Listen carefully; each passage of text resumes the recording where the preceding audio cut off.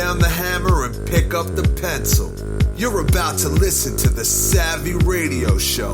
Learn from real-life real estate investors, experience revealed with the Savvy Landlord as your host. All right, ladies and gentlemen. Yep, ladies, boys, even children. I hope 12-year-olds would listen to this because we're about to get into some serious, amazing growth as an investor, real estate investor, of course, little hustle of the entrepreneur. And so this has got to be God. If you don't believe in Jesus, I don't know, but this interview I'm about to put on is crazy, amazing, and awesome. Social media is a good thing. So let me just kind of dial back a little bit. You guys know that I love Mr. Landlord. Changed my life. I've met some wonderful friends. I have met this guy, Jeremiah Rogers, at least 4 or 5 years ago at a Mr. Landlord conference. And I'm going to dial back here where that comes from. But anyway, I met this guy. That's not the gentleman I'm interviewing today. That's just a guy that you need to know his name, Jeremiah Rogers from Indiana. So I was on Facebook. Of course, everyone in the world is on Facebook. And Facebook fell in love with me and served me up an amazing commercial deal. There's this guy. Let me introduce you to him right now, named Brandon Hicks. Hello, Brandon. Welcome to the Savvy Radio Show. Hello, everyone. I'm excited. Anyway, we're friends on Facebook, and we're not like intimate friends. I really don't even know Brandon, but I was creeping. I literally went to Facebook. I'm only like 10 minutes a day. You're too busy in the commercial world. You don't have time to be on Facebook. I'm on there. I see this picture of a storage unit, and I'm like, dude, that's kind of in my nuance. I'm kind of trying to develop those right now. And I read this, a creative deal, and I was like floored about just his creativity in structuring this transaction. So I was so motivated. I just messaged Brandon, and I was like, bro, I don't know if you know me, but I did know him because about 2-3 years ago, I messaged him, or he messaged me that he listened to the radio show. And I was like, this is weird. I don't even know this guy. And he was so authentic and just said, man, I would be honored to be on your radio show. And I was like, okay. And I asked him just a few minutes ago, I'm like, so Brandon, how do we meet? And he said, through Jeremiah Rogers. And so, guys, I don't know what I'm about to say. This is a 15-year in the game, real estate investor. He's going to break it down to us from single family to commercial stardom in my mind. And you have this creative gene, and I want to get into that. So, Brandon, welcome to the show. I really appreciate your time. Yeah, thanks for having me on. All right. So let's get down to business. So kind of give me a little story about your journey. How'd you get in the game? And I know you're so full-time focused on commercial. So I know it's a kind of a long story, but just feel you have latitude. Do whatever you want to tell me, whatever you want to tell me. Okay. So I'm just a high school graduate who went to work in factories out of high school. And along the way, I got the real estate bug. My parents had a couple rentals growing up. My dad and my cousin flipped houses together. They flipped a handful. I started by getting my real estate license in 2002. And I won't say that, that gave me a lot of education as far as investing, but, it did give me the basics on how to order title work and this and that, right? Contract. Yeah, that's about it. I started buying rentals in 2007, and I bought my first 4, 2007, 2008. And I did them creatively because I was working in the factory, didn't have a lot of money. The first one, I used my home equity. I just did a refi, use that for the down payment and the renovation. My next 3, I was actually able to get ARV loans from a local bank. And for those that don't know what those are, the bank just gave me a loan based on the after repair value. And they gave me 75% of that. So I was able to purchase a house and have rehab funds, and then once they were done, we refinanced them into a regular loan and so on.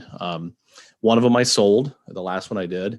And this is where the creativeness comes in. We were just at the tail end of the, you're talking early 2008. So you're kind of at the tail end of the subprime crisis or maybe in the middle of it. I don't really remember, but I went to the bank and I'm like, hey, I'm selling this house and I'd like to buy this other one. And they denied me. And it was the first time in my life I'd ever been turned down for a loan. So it was quite an ego hit. How old are you at this time? I would have been 31. Okay. When you got into the game, or like during this kind of when I got turned down. Okay. Yeah. Yeah. I'm 44 now. So, again, that was kind of an ego hit. I took a step back and just, sat on my 4 rental properties and really didn't do a whole lot. And I continued to read and learn. 2011 rolled around. I decided that I was ready to get serious about it. And so I started learning creative financing, reading every book I could. There was an old forum out there. It was Online, Creative Real Estate Online, I think. Right on. Like Ray Alcorn and so on. I don't know if you know those names. I saw that. So I learned a lot from reading stuff, and I started doing creative deals. So from the middle of 2011 to mid 2016, I'd went from 4 units to 64 units of residential. And that included a 12 unit apartment complex and a 16 unit. 12 unit I bought with no money down. The 16 unit I bought with $1,000 down, mostly land contracts. And I just, at that point I was, self-managing everything, starting to get burned out. There wasn't a lot of cash flow.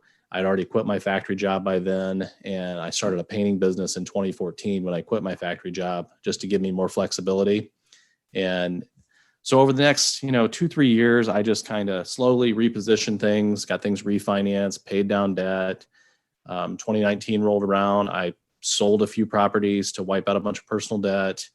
And that enabled me to refi the rest of the portfolio, with a different bank at better terms, massively increased my cash flow, overall. So I was able to quit painting and just focus on real estate full time. Okay, stop right there. So how did you mentally get from being in a factory? And, of course, you probably were suppressed that you didn't have a college degree. I don't know if you are in Indiana, but, Oklahoma, it's like you're not good enough, kind of like blue collar.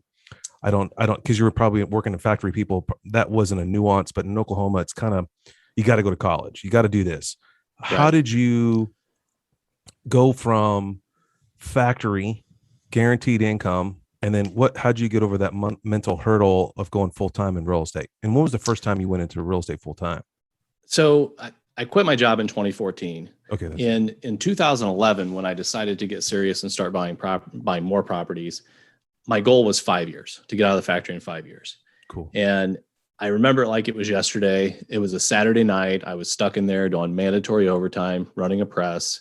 And I just started running the numbers. And it's like, hey, if I refinance, these 5 duplexes, and I, start mowing my own lawns, and I start doing this or that, I could easily replace my income. And I was only making $14 an hour at the time. So it wasn't like, if I quit my job and it doesn't work, I can't go find something else. Right. True. So it was fairly easy to quit. And actually that night I started telling people that I was done in 6 months. I mean, I literally told probably half the factory that night, because it was a small factory. So probably half the factory knew that I was quitting my job in 6 months before my wife did. And that's what happened. I mean, the refis came through. I started that painting business, to give me more flexibility. I wouldn't say that it worked out exactly the way I planned. What happened is I got really busy with the painting. So I ended up hiring, and I was growing my portfolio much faster. I mean, I had 28 units when I quit my job, and a little over 2 years later, I was at 64. That was mostly because I picked up the 12 unit and the 16 unit, right. But I was hiring out more stuff at that point because I was painting all the time, and it made sense to do so. I just think what you said is so powerful, that a lot of people are insecure or scared or analysis paralysis that I can go get a $14 an hour job if I had to. Right.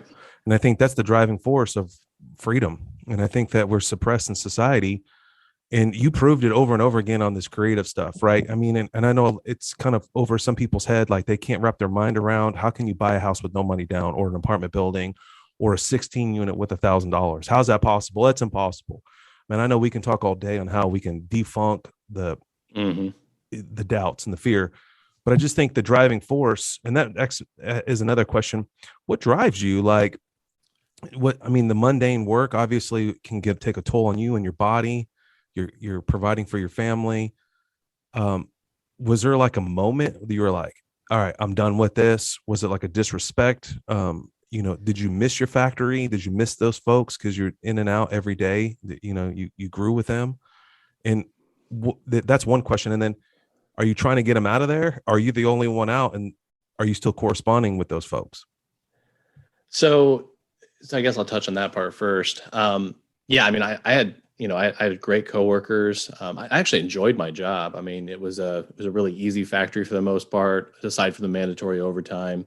I spent a lot of evenings in a QC lab with an earbud in my ear as I was, sorting parts or testing parts. So, that was education in itself, right? Listen to a lot of audiobooks and podcasts in there. I do still have contact with some of those people, and obviously Facebook friends and all that.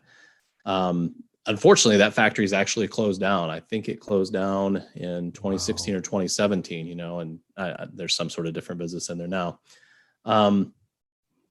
So I guess that covers that. As far as I forget the first part of your question. The drive, like what drives the drive. you? Like, did you want a better life? I mean, you get on Facebook, people are buying like McLarens. I'm like, that's dumb. I mean, right. Yeah. And I mean, I don't know if you're like that, no offense, but I'm not, but like, what drives you?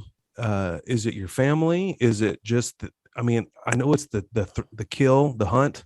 I mean, the creativity of it is gotta move you, obviously. See if you can take down that's how I think sometimes. Like, I'm gonna see if I can get this $1 million property with no money. Right. So it's definitely a combination of the things. The primary driver, especially in the beginning, was I have a son who, at a very early age was diagnosed with severe autism. And my wife is the kind of person that, if you tell her something can't be done, she's going to figure out a way to do it. So she looked into every different therapy and process and everything. And we were actually able to get him to the point where he's in a school with, atypical peers, I guess is the neurotypical peers would be the way to put it. Does much better socially than we ever thought he would. That's awesome.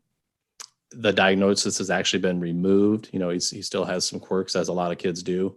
But that was the primary driver in the beginning, because to do the things we did, it was very expensive, Absolutely. And that's where some of the personal debt came in that I later on sold properties to wipe out and so on. I mean, we weren't paycheck to paycheck. We were much worse than that, in those early years. So that drive me to do the creative deals and sell myself to these sellers that, one, I would take care of the properties, because that's the pain point for a small multifamily owner. I mean, they're managing it themselves. They no longer want to deal with it. So if you can sell them on that you can take it over and them not have to worry about it, and that you will pay them, then you can do a lot of deals, Absolutely. And that's cool. And so that's how that went. And as far as, the residential journey, if I can plug a ebook, I mean, I did write a short ebook. Right on. What is it? I can share it with you in Messenger afterwards, but it's on Amazon. It's called No Money, No Problem. And, the subtitle is something like How I Bought $1 Million Worth of Property, making $14 an hour or something like that. Do it. I'll read it. I'm a reader. It's interesting. I mean, it outlines my story. I don't know how applicable in today's market, it is to just go out and buy lots of multifamily that way, because it's such a hot asset class right now. But, it's too hot. There'll be another cycle where it'll be completely applicable, Absolutely. Well, just the principles make sense. I think we as humans, we don't expand our brain enough that you can do this. There's a ton of books I need to share with you later that I've read that are just, there's full of creative acquisitions. You're like, how, one quick testimony is like, when I was super hot in single family, just killing it, I would play basketball with these other dudes, and they were super commercial, and they were just laughing all the time, telling me all these deals that they were assuming all these loans. Mm-hmm. And it's just like, I just took down this blank 30,000 square foot warehouse and just took over this dude's payments. And I'm like, how's that possible? Well, my mind wasn't expanded by then. Right. And I just think this is a great book, ladies and gents. You need to get it. It's called No Money, No Problem. Brandon Hicks. It's on Kindle, on Amazon. Yep. Just whatever. What does it cost? What's the book? I think it's like $2.99. It's been a while since I've looked at it. Yeah. $3. And if you can get one nugget out of it, I mean, it's just time's worth. It's well spent. Yeah. All right. So single family, you got this creative thing, comfortability going. Obviously you wrote a book about it, so you got no problem. Mm-hmm. And then where's the transition from single family? Now you're full time. You were full-time, what did you say, 2014? And I mean, technically 2019 is when I was full-time real estate. That's when I just shut my painting business down. oh, well, you were an entrepreneur. So the 2014, you quit your guaranteed paycheck. Okay. Yep. So let's just be clear. And then you went right into the side hustle of painting. Yep. Which makes logical sense. I'm sure you know how to use a sprayer, right? And then 2019, you're like, I'm done with this. But that whole 5-year journey, and that's kind of where we met, but we didn't meet. But that's where you listen to some of my podcasts, because that's when when I came out was 2015. So that's really cool. For sure. You matured through that process, in which, just so you guys, ladies and gentlemen, know that, we talked about this, we giggled earlier. How do you have time to listen to podcasts, right? I mean, it's just, there's so much information and so much time. And Brandon was honest. He's like, hey, I haven't listened to it in a couple of years. Hey, man, that's cool with me. It's a journey, but I'm just so excited to get to this point in the show, because Brandon was very clear. I'm about commercial. And so tell us about that journey. You're so excited about it. Like you light up like a firecracker, man. Every time I even mention the word commercial, you're like, yes. How did you get turned on? That's where my guys are. There's this group I'm hanging out with. They're just itching. They want to get out of single family. What turned your motor on? How did that happen? And how, I have more questions after that. So let's just get to that transition. So it's definitely a process. I mean, in 2019, I started networking a lot. I was lucky to have a couple of, larger players in the area who flip strip centers and industrial properties. Spend some time, have a couple lunches with me. I feel like I learned a lot in those lunches. And, and at this point, I've got, like right now, I have 38 residential units. So I still have that, but I'm mentally done with residential. I'm burned out. I look forward to selling the stuff off for the next few years. As far as like the actual start in commercial, it's all about partnerships for me. And in 2019, I met one of my partners, Logan Zuber. He actually messaged me looking to buy one of my properties, and I kind of blew him off. But we talked and we kept talking, and he kept messaging me on questions. He was a completely new investor. And I recognized right away that, he had skills that I did not have. He's tech savvy, he went to college. He's got, some good marketing skills and this and that. Right. So, I basically just said, hey, why don't you help me find a commercial property, and, we'll do a deal together. Smart. And we kind of, we didn't really find anything that worked for us together for quite a while. Eventually, I did some cold calling, and I found 2 self-storage facilities, and that was in the spring of 2020. And that's when I said, hey, let's bring in, Corey and Macy Herr, because the whole reason they got into real estate, they're local investors. I'll give a little background on them. So they're local investors. Corey's an engineer and Macy's in management at a manufacturing facility, and a married couple, of course. So they got into real estate wanting to buy self-storage, did not have the time to find deals.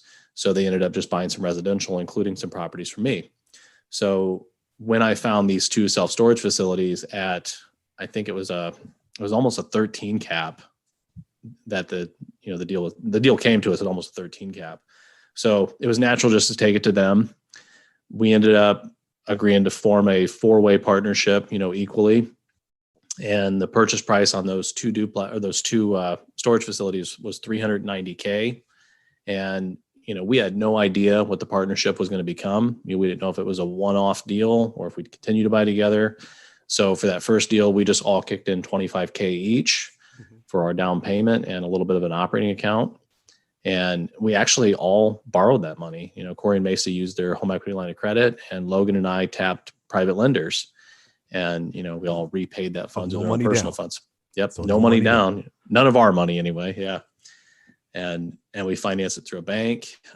Storage is an amazing vehicle, because, if you find the right deals, you find deals that have under market rents, you can go in and you can raise those rents to street rate and massively increase the value of the property by increasing the net operating income. Right. NOI. Yep. NOI to cap rate. Yep. So again, so the transition is that I love the partnership story. Very powerful, right? Mm-hmm. It's better. And it's so weird because I'm thinking that right now in some endeavors and just spread the work, right? Spread the risk, spread the work, and then have a unity, a support team. So a lot in single family, as landlords, we're all just disconnected. We run to our own drum, to the beat of our own thinking, and we're not unified, right? And I think that's where these laws get passed, that because we don't fight together, feel like we're on our own islands. And I see this in commercial. I see there's a lot more, I don't know what I'm trying to say, conducive, wanting to work together for the greater good for the team. I see that in commercial. Sure. In single family, it's like, I got to get this house better than you, or I stole it from, it's just bickering and frustration, and how cool we are on Facebook because I just bought 30 houses this week. I mean, these people are driving me bananas on Facebook. Right. So after you did that deal, kind of like opened your eyes to like, hey, I can scale bigger, right? I mean, because now you have power of 4. Yep. So whatever your net worth is compared to theirs, I mean, was it difficult to get a loan on a new LLC with these folks? And then your bank, just a random question, did they all require financial statements from them too, right? They all had to pony up their financials? Yes. So on this one, we did the loan with a bank that I had already worked with, and maybe Corey had as well at that point. It wasn't a difficult loan at all. I mean, it was a 13 cap deal. The appraisal came in at 80,000 more than what we paid. It was easy. Yeah. We've done a couple loans with them since. But yes, to answer your question, on all of our deals, and we'll get into, the fact that we buy out of state. Anytime we're doing a deal where we're using a bank, we pitch the deal out to several local banks, and they all ask for, personal financial statements, guarantee, pretty much everything. Yeah. Everything. Yeah. Personal guarantee. Yeah. All right. So now you're in love with commercial. Now you have the power. Now you have the skill, and you also have this creative skill. You mentioned out of Indiana. Now here's another transition. So we got the single family, commit 100 to commercial. Welcome to the club. I'm in your club now. And now you're moving over out of state. Come on. Tell me that transition, that thinking. What in the world? Stress, diarrhea, travel. Tell me what's going on. Let's talk about our first out of state deal. So after we did, these 2 storage facilities and kind of got the hang for it, we ended up doing a small lease option deal on a building locally. But then our third deal was in February of 2021. And in our partnership, I'm primarily the deal finder. And I am the creative guy. So I come up with some creative structures on things. And I also deal with the banks because I have the time. I mean, I sit at my desk at my home office, during the day while my partners work. Logan's also a full-time investor, so he can take some of that burden as well. But anyway, we found this storage facility in Casey, South Carolina, which is just outside the capital of Columbia. And it was on the market on Crexy, which is, like a commercial MLS essentially. And it was listed at $360,000 at just over 9 cap, if I remember right. The broker that had it, and I called him up, and he said the seller would entertain a seller financed, offer. So we got the financials. It was very mom and pop ran. Everything we got was just handwritten yellow legal sheets, the rent, everything, rent rolls, everything. Her actual rental agreements were something that had to be filled out on site, between her and the customer.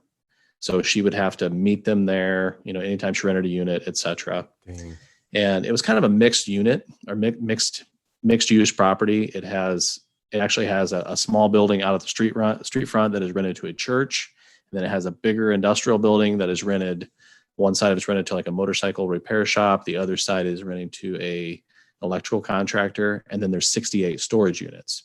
Wow. That's like a dream property. It was interesting for sure. Well, it's just interesting for banks because it's so diverse and it has multiple tenants. I'm working with a Class A bank right now, and that's just their love language. That single tenant, they're okay. But when we talk about not just multi-tenant like you're talking about, and especially different sizes, is like way more advantageous for like just a stronger bank. Anyway, keep going. So there's multiple, this lady's working her tail off trying to manage all this stuff. Yep. Okay, let's, before we get going into that one, so we'll pause right there. We got the units. How did you find the deal? I found it on Crexy, just scrolling. I mean, I was looking Crexy? All over the US. So Crexy is, a lot of people have probably heard of LoopNet. So Crexy and LoopNet and CoStar are all, they're all, commercial MLSs. The advantage with Crexy is, one, I think it's a better layout on your screen. When I looked at it a long time ago. Yeah. Yeah. And I didn't know what it was. I thought it was sketchy. Like when I first saw Crexy, I was like, this is too good to be true. Like it gave a ton of info. And I was like, and I thought it was a spam. And then, of course, LoopNet's been around kind of first, and then, I'm all over CoStar, but I just, I need to dial in. Okay. So you found it basically online on a service provider. This gal, I'm just catching everybody back up to speed because I interrupted you. My bad. So you got this church in the front, another industrialish building, and 68 units. And this gal is overworked, and you found it on there. Did you have to go through a broker, or did she list this on her own? Yeah, it was listed with a local broker, and he was great to work with. So the way we ended up doing this deal, we looked at it. We felt like we could buy anywhere in the country, buy storage anywhere in the country, and make it work. So this was our trial run. We were able to negotiate a seller note and mortgage. Nice. For 75% of the purchase price. It was listed at, I want to say it was listed around 380, and we got it for 360. We used a private money lender for 25% down. So we borrowed 90 grand, and then paying 8% interest only on that for up to 3 years, because we knew that within 3 years we could either, we would reposition it and either sell it or refi it and have the equity to, pay off the private lender and the seller, So when we closed, there were 15 storage units empty. The three bigger spaces were full. There was no website. So we went in using easy storage solutions. We, Macy built the website, switched all the customers over, set up their accounts. That's, she takes care of that anytime we buy a facility. So we got it online, and, using Google and the tools that ESS provides for marketing, we were able to fill it up. I want to say around the 60-day mark, we only had 1 or 2 vacancies, and that's pretty much where it stays. I mean, with storage, it's up and down constantly, but it stays, 1, 2 vacancies or completely full. Most of our facilities are like that. So, and you armchaired this all the way from Indiana? Yeah. So did you ever go to the property? Logan did. We sent Logan down to do the due diligence, and so he visited the site once. We hired a local guy to handle like clean outs, make sure units were, broom swept after they were emptied. He does our overlocking, if we need like weeds taken care of on the property and things like that, he takes care of pretty much anything we need down there. So, we've owned it successfully for about 15 months now, and none of us have been to the property, since Logan's initial due diligence trip. As far as management, he answers the phone calls. A lot of it's done through the website. Corey does the books, and Logan and Macy, they kind of overlap a little bit doing the, managing it through the website. So you are just so nonchalant. Like you're just so chill. Like no diarrhea. I don't have to manage them. I mean, out of your comfort zone a little bit better there, buddy. I mean, think about it logically. Like you own an asset. I mean, it's reasonably priced, right? It's not the end of the world. It's 380. I mean, what did the appraisal come back at? Well, we didn't get an appraisal since it was seller financing. So, and how long have you owned this one? 15 months. So February of 2021. Cool. And our plan with it was to, like I said, either refi it or sell it. But our ultimate plan was to reposition it and sell it. And that's actually where we're at now. So I'll transition to that. Cool. Back in January, we knew we were getting close to that 1 year mark, so that we could safely do a 1031. So we reached out to a regional storage broker team that handles, the whole Southeast down there, and gave them everything, all of our financials and everything. And with no guidance from us, they came back with a recommended list price of $769,900. So from 360 to 770 essentially in a year. And we listed it We got several offers. We're actually under contract to sell it at $800K. I was about to buy it. Yeah. And so that should be closing soon. And our intention is to, 1031 into probably we'll probably split the 1031 up into a couple different single tenant industrial properties, just because they're easy to manage. And that gives us, allows us to one focus tenant, on another, not 68, not 72. Right.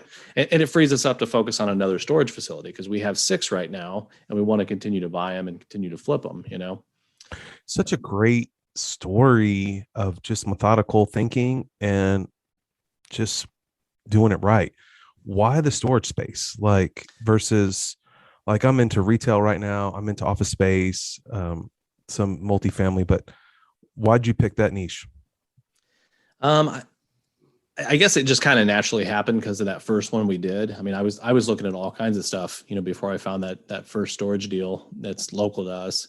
But the biggest thing now is if you find the right deals, it's just so much easier to run the value up, and you can do it without having massive vacancy. I mean, if you want to massively increase the value of an industrial property, you pretty much have to buy it empty. And then you have that period of time before lease up, where you're just plowing cash at it, right, to carry it. With storage, you do the deals in a way that you're cash flowing day one. Yeah. And then you just continue to increase it from there, right? So or even with single family, I mean, you buy a single family, you rehab it. I mean, it might take you 6, 8, 9 months, before it's actually producing income. With storage, right, we've got it day one. That's the great thing about commercial real estate. It's an ATM machine. It has to make money, and that's what the cap rate is. And if it doesn't make money, you can't sell it, and it's got to make money. You're buying a machine that's spitting out income, and the more income that it spits out, the bigger the price. Yep. And that's it's kind of like a standard in single family. I see people just overpaying all the time, below 1% rule, and just because they think they own an asset and they really don't. And when the market turns in the next 3 years or so, they're going to be negative and they're just going to be choking out. And right. On the commercial side, you can't buy an asset unless it makes money, unless you're a fool, and which no one in this industry, if you can make it, doesn't do that. So now there's unsophisticated people, what you're talking about, that maybe acquired it somehow and they have a little income, but they're not using, professional way of doing it. Right. And that's your niche of educating those people. Cause I've just been chatting with you. I'm looking at your Facebook page is just unbelievable, powerful of knowledge. This Caliber Collision Center. I mean, it's just insane. We've not bought one of those yet, but I know, but it's just insane yeah. what you're talking about. And I think the subway is even cooler too. So that's your niche, right? I mean, that's what it seems like to me, is you're kind of you're sophisticated in your knowledge of commercial, right? You understand cap rate, you understand financing, you understand that you can be easily creative, and you're trying to find that right ideal seller that is just a little below that you can walk them through integrity wise. Hey, this is why your property is only worth 300 and something thousand, 360, because it only produces this much. And you're at this 70% occupancy, which yields this much. And, I think the hardest part in commercial is, in residential, you can't talk that way because, well, you're going to buy my house or not. In commercial, right, they, unless they're completely uneducated, they take offense to that. But sophisticated people or have an understanding of commercial real estate, they everyone knows that. You're right, I can't sell it for that price, or assume my loan, or solve my problem. And you're like, absolutely, I'll solve it for you. And this is how we can do it. Yeah. So your mindset has always been on the creative side since you were forced that way. And you just enjoy that process now? Or I get lazy at times where I can just finance stuff. What you're thinking on financing, creative, banking, and now you have partnerships. So you have a plethora of ways of financing deals. Do you run it through like a matrix first, or you always just gravitate towards the creative side? So I definitely like the creative side, and that stuff excites me more than just using a bank, but we do use banks, to be clear. So we have we have an offer spreadsheet that we kind of run our deals through, and sometimes we'll make 3 offers on a property.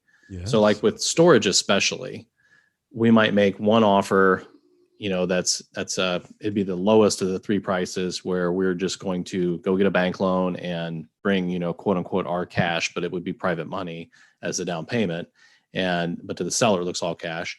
And then we have like a middle offer that's a little higher price, but it would be a bank loan for say 75%, and then a seller held second for 25. And then we have the seller financing offer, which is our highest price. And that, could be somewhere, 15 to 25% down. And then they hold the rest on a note and mortgage. And we just did a self-storage facility that way. I can kind of give you a quick overview on that one. So we had a deal come to us from a mailer back in like December, and we put it under contract the first business day of the year. It's in Shelbyville, Indiana. It's 17,000 square feet of storage, 110 units. And it's a really nice mix, lots of 10 by 20s, and then, several 10 by 10s. And then we've got quite a few 5 by 10s, but no 5 by 5s. So the 5 by 10s are not too bad, but you really want a lot of 10 by 20s is what you want. You don't want no 5 by 5s. Right. Which is funny, because there's some people out there that build them, and they look at the rent per square foot, and they realize the rent per square foot is higher on a 5 by 5. So they build a ton of them, and then nobody wants them, No, they're too small. Yeah. So anyway, with this one, it was owned by 3 gentlemen who all were, in various businesses, and they agreed to partner up at one point, and they bought this property, and over the years they paid it off. They ran it much in the same way our South Carolina seller did. They had to meet people at the property. They had very good books. They ran everything off Excel, but the actual customer interface was less than ideal, I guess is the way to put it. They didn't really raise rents. So we purchased that property for $650,000. It was the lowest cap rate going in that we purchased a property at. It was just under 7, but we recognized, that we could raise rents right away and push it up, significantly. And that's what we did. So we closed in February. Our terms with the seller, I'll break that down real quick. They held a note mortgage for $500K at 4.25% interest with a 5-year balloon on a 20-year amortization. Wow. And we brought, on paper, it was $150,000 down of private money, but it was really only about $120K because of all the credits, prorated rents, tax credits, this and that. And we use the note and mortgage just to, make it simpler, I guess, versus land contract. Right. So, but anyway, with that one. Well, it's better for them too. They can, they make an interest. Yeah. But to wrap it up, that one, we've increased the rent roll by $3,000 already in 2 months. So almost our entire, dang. We went. Yeah. So almost our entire payment to the seller is paid for in rent increases. So we're making almost as much off the property as they were. We've got debt on it. And it's free and clear. Yeah. I mean, not free and clear, but it's been free. Yeah. Brandon, I do have to jet to a meeting today, but it's a commercial luncheon. So it's one of those things. Man, I definitely want to have you back on the show. I truly appreciate your knowledge of willing to share. If I don't know if you want people on your Facebook page, or do you have a way that people could reach you, or maybe a potential deal out of, is there a way that people can get a hold of you? I have an email address. It's Brandon at hzcapitalpartnersllc.com, and I can share that with you through Messenger, so you can put it in show notes or whatever. Yeah, I will. Yeah, of course they can. For sure. Yeah, the book. Yeah, they can reach out to me on Facebook. Bigger pockets through the direct messaging there. Yeah. Nice. So we'll wrap up real fast. Is there anything that you would wish that you would have learned a little bit? I can tell you a lot of things, maybe on another podcast, but anything that's like kind of rubbing you right now, you kind of fall into, you're like, dang, I wish I would have did this. So maybe it was, your presentation package, how you deliver the information, or how do you vet out your local person that's going to, serve you on the property? Is there anything that a nuance that you've just kind of brought to light? Like mine real fast is like, I bought this office space. I have a new tenant moving in. He's got to get occupancy permit. It's a daycare. It's a lot of work. I got 2 months in this deal. Oh yeah. By the way, I have to have a up to code fire alarm, not just an alarm system, a specific 5 zoned alarm system 10 G's later. That is a nuance I did not know when I purchased that property. So is there anything like that you're kind of just dealt with? I don't know if I have a nuance like that, but I think general investing advice would be, in the beginning, I bought properties solely for cash flow, and I didn't really look for a value add component. And, that's really how you grow your portfolio is buy deals that you can massively increase the value of. And so I wish I had, learned that lesson much sooner. And I wish I'd, decided to partner much sooner, because the last 2 years have just been phenomenal. Explosion. In all the deals we've done. Yeah. Just scroll on your Facebook page. Yeah, for sure. All right, Brandon, man, I really appreciate this. Brandon Hicks, Hicks. Buy his book, $3, you cheap real estate investor. You want to get to the next level. This is how you do it. Slow and steady. Meet wonderful people like Brandon. Go to Amazon, Kindle, no money, no problems. Brandon Hicks. Appreciate your time, bro. All right. Thanks a lot for having me on. Take care. Yeah, absolutely. All right. Thanks for listening to the Savvy Radio Show. Glide online and listen to our other motivating episodes at savvyradioshow.com. Connect on Twitter @landlordbook and always be buying assets.